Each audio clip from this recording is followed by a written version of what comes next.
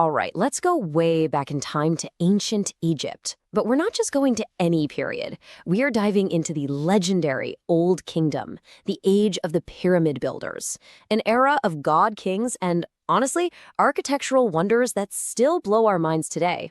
But that brings up the big question, right? How does a civilization with that kind of power, that kind of wealth, the sheer genius to build the Great Pyramids just collapse?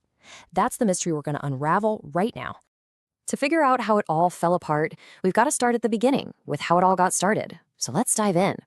Our story begins with the birth of an era, one defined by just monumental ambition and an architectural revolution that would literally change the world forever. So before we get to the pyramids we all know, royal tombs were, pretty simple, just these flat-roofed buildings called mastabas.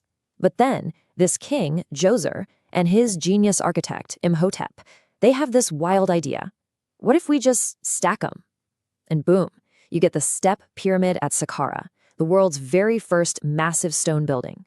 This wasn't just a new tomb. This was the spark. This was the dawn of the Old Kingdom.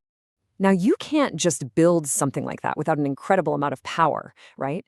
So let's jump forward to the 4th dynasty, where things get taken to a whole new level.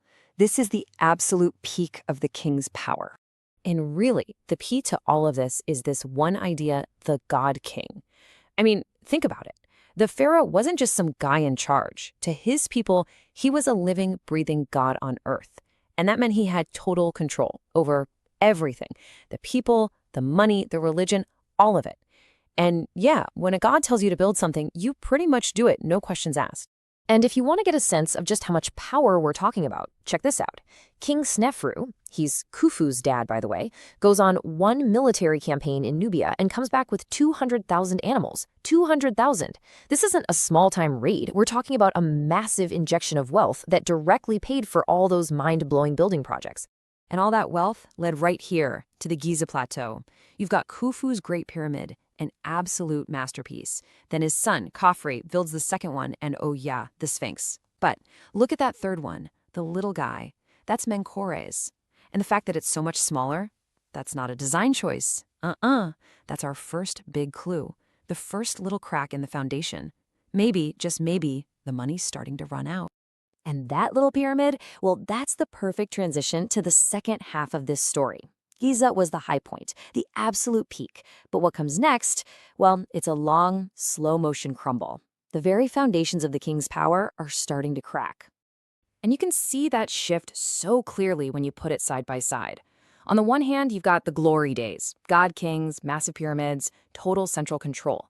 But then you look at the later period, and it's a different story. Weaker kings, smaller pyramids, and suddenly, these local governors are getting really powerful. The power is literally draining away from the capital. So, what do you do if you're a new king in the 5th dynasty and your bloodline isn't, well, as royal as you'd like? You turn to propaganda, of course. There's this amazing story from an old papyrus that says the first 3 kings of their line were actually triplets, and their dad was the sun god Ra himself. It's a classic playbook, right? If you don't have a clear claim to the throne, you just invent one with a little help from the gods. At the same time, we see these little decisions being made that, looking back, were just disastrous. Take this one from King Neferkare. To keep the priests of Ra happy, the guys from the propaganda story, he starts giving their temples tax breaks. It probably seemed like a smart political move at the time, but what it actually did was start a slow bleed of the kingdom's treasury, a fatal wound that would take generations to show. Okay, so let's recap. The kingdom's running out of cash and power is spreading out from the center. It's fragile. It's vulnerable. All it needs is one final push. So let's look at what finally tipped it over the edge. And believe it or not, the main catalyst was one guy, King Pepi II. And his big problem? He lived too long. I'm talking a 94-year reign. 94 years. You'd think that would be super stable, right? Wrong. It created total political gridlock. His officials got old and died. Their kids took over their jobs. And the king himself was this ancient figurehead. Any real central power just evaporated. So in the end, it wasn't just one thing. It was a total perfect storm. You had the economic problems, all that money spent on pyramids, all those tax breaks. You had the political breakdown, Pepi's super long reign, letting those local governors basically become their own kings and stop sending taxes. And then the final nail in the coffin, it looks like the Nile stopped flooding properly, which meant famine. The government was just too weak to handle it all. And when the Old Kingdom finally collapsed, it didn't just end, it shattered completely. What followed was 100 years of pure chaos that we now call the First Intermediate Period. And it would take a long, brutal civil war to put the pieces back together. And if you want to get a picture of what that chaos looked like, just listen to this. It's from someone who lived through it. The land turns round as does a potter's wheel. The robber is a possessor of riches. It's a world turned totally upside down. The entire social order just breaks. It was a complete revolution. So, out of all this chaos, two main powers eventually rise from the ashes. You've got a group of kings in the north running things from a city called Heracleopolis. And then down south in Thebes, you've got this new, really ambitious family of rulers. And for decades, it was just all-out civil war between north and south, a fight for the future of Egypt itself. And then finally, after all that fighting, a winner is declared. Around 2040 BC, a king from the south, Mentuhotep II, he pulls it off. He marches north, he wins the war, and he puts Egypt back together again.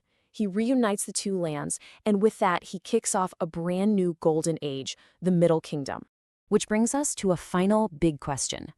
You look at this whole story, from god kings with absolute power to the slow creeping decay, then a catastrophic collapse, and finally, a violent rebirth. Is that just Egypt's story? Or is that a cycle that maybe every great civilization has to go through?